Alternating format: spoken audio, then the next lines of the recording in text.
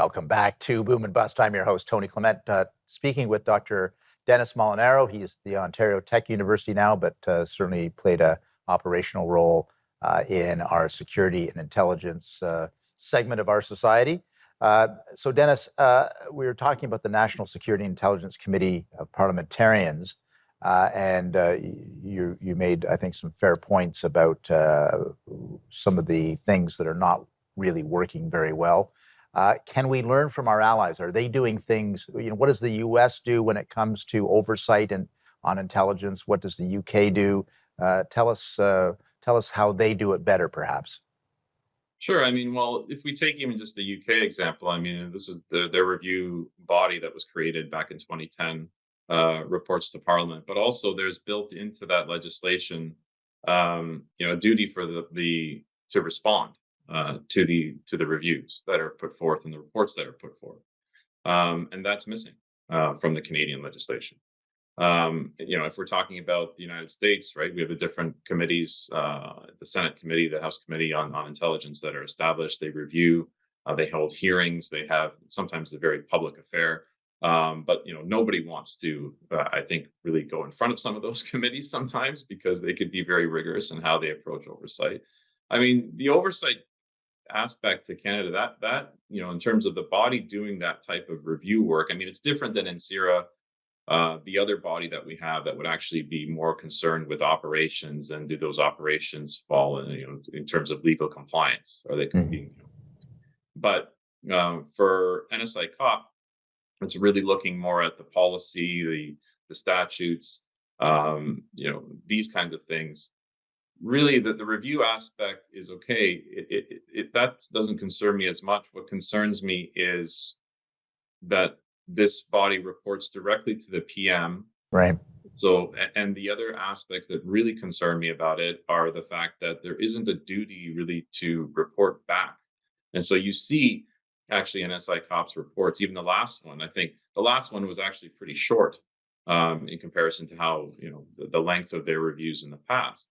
And this last one frequently makes mention of the fact that we have not heard back. We have not heard back from the government on all the various issues that they reviewed.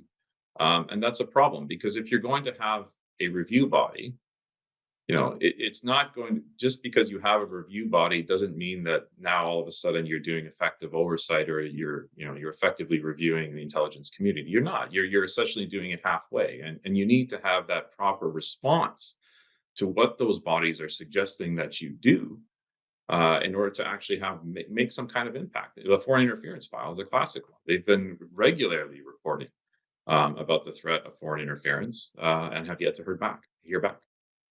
Yeah, and obviously I'm familiar with the committee, and certainly part of it is the appropriate level of disclosure. So people wouldn't be aware, I'm sure you are, though, that the Prime Minister's office and the Privy Council office are able to go through a report and vet it and excise from it things that they deem to be sensitive. But Sure. there's no real definition of what that is, and so we get into this problem of what is disclosed and what isn't disclosed, right? Yeah, absolutely. Yeah, Yeah. and we have the problem too in terms of actually having them have access to what they need. Right. Right. The definition of what a cabinet document is that as the review body has pointed out, has continually grown Yeah. in terms of what can be defined as a cabinet document. Sometimes they're getting documents after they've been already reported in public. Right. And right. so how does that work then if you have a body that's supposed to be reviewing matters of national security and intelligence, and they're getting information after it's already been released through an access information request, and those things move pretty slowly. So that there's a problem here. So let's talk. Let's broaden things out a little bit. Let's Sure. get you going on what you see as the major security threats right now. Well, I mean, it's nothing's really changed. I think in terms of the last, I'd say at least from the last 5 to 8 years, we've been dealing with a world in which it's getting increasingly more dangerous.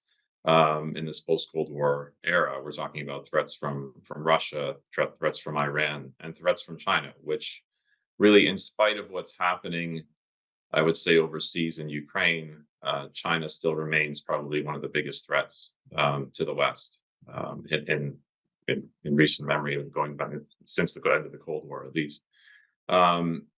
This is a very Let's do a deep dive on that. We're going to take Sure. another break, though, Yeah, no so problem. we'll split it up. But I do want to get your thoughts in particular on China. We'll be back after this break.